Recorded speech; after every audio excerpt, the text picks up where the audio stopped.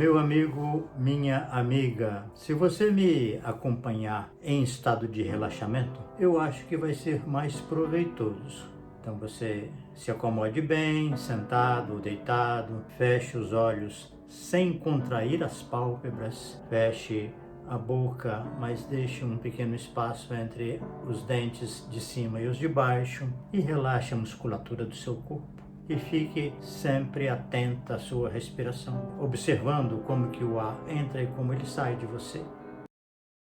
Eu sou o juízo. Talvez você tenha uma ideia distorcida a meu respeito e eu gostaria de esclarecer alguns aspectos. Jesus se refere a mim no capítulo 12 do Evangelho de Mateus 5 vezes, mas não coloca a palavra final. Ele só usa o meu primeiro nome. Parece-me que a ideia de um juízo grandioso e de um protagonismo universal não tem muita coerência com o Evangelho. Porque juízo significa capacidade de avaliar as pessoas e as coisas. Houve um certo comodismo das pessoas, valorizando talvez excessivamente o não julgueis para não serdes julgados. Mas ainda no Evangelho de João, você vai encontrar uma assertiva um pouco mais elaborada, e que ele diz: não julgueis pela aparência, mas julgai segundo o reto juízo. É um exercício da razão que permite uma série de constatações, conclusões e, é claro, de aprendizado. Então, para você avaliar se eu preciso ainda de um julgamento final, assim, coletivo, eu quero que você me acompanhe agora, bem comigo, e vamos entrar de preferência num imenso presídio onde centenas, milhares de pessoas cumprem alguma pena por conta de crimes cometidos contra outras pessoas. O clima predominante é de revolta e essas pessoas, na maioria das vezes, não se arrependeram do crime cometido. Pelo contrário, elas planejam crimes ainda piores quando saírem da prisão. Neste caso, é muito importante que o nosso raciocínio se baseie numa frase de Jesus em que ele afirma categoricamente o seguinte: eu vim a este mundo para juízo, a fim de que os que não veem, vejam, e os que veem sejam cegos. Continuemos o nosso percurso agora saindo do presídio e vamos a um hospital, de preferência um desses enormes, onde também centenas e às vezes milhares de pacientes estão ali sendo cuidados por causa de alguma enfermidade. A maioria desses doentes anseia por regressar à normalidade da sua vida, de modo a continuar no mesmo esquema de antes. Eles não assumem qualquer responsabilidade em relação à sua própria doença. Eles ignoram ou fingem ignorar que a doença é um reflexo do modo de vida e principalmente do temperamento da pessoa, porque os sinais e os sintomas são muito semelhantes às características de temperamento da pessoa. Então não existe senso de responsabilidade. Prosseguindo agora, quero que você me acompanhe à periferia de alguma cidade, onde as habitações são muito pequenas.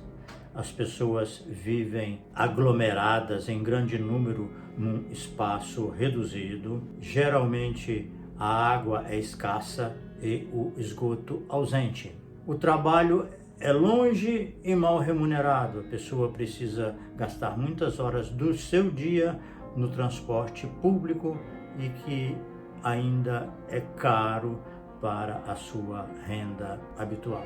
Embora se encontre resignação com certa frequência, nesses lugares ainda há muita amargura e desencanto. As crianças e adolescentes afligem-se com a falta de perspectiva em seu próprio futuro.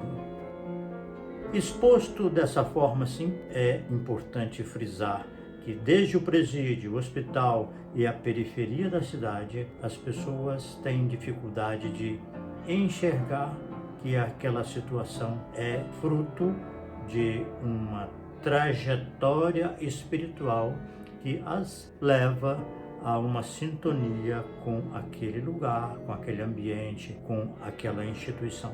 Considerando que a maioria da população está submetida a essas condições adversas, você ainda acredita que é necessário um juízo final espetaculoso para selecionar os que vão para o céu e os que vão para o inferno?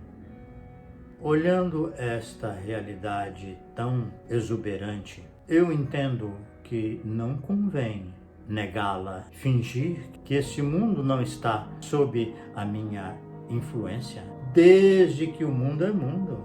Considerando que a dor campeia em larga escala, é prudente que quem já está nesse tipo de constrangimento reavaliar a sua própria postura, as suas atitudes, sentimentos, a fim de arrepender-se e modificar o seu estilo, o seu modo de ser e os seus objetivos. Se você ainda está isento de qualquer um desses problemas, dessas condições desfavoráveis, eu penso que é bom você se precaver, porque amanhã eu vou fazer as contas com você a respeito da sua trajetória pessoal e pode ser que o seu saldo seja devedor, porque a indiferença e a omissão constituem um tipo grave de cegueira. E então, consequências desagradáveis podem advir para você mesmo, porque o Evangelho estabelece como lei divina que a quem muito foi dado, muito será exigido, e a quem muito foi confiado, muito mais será pedido.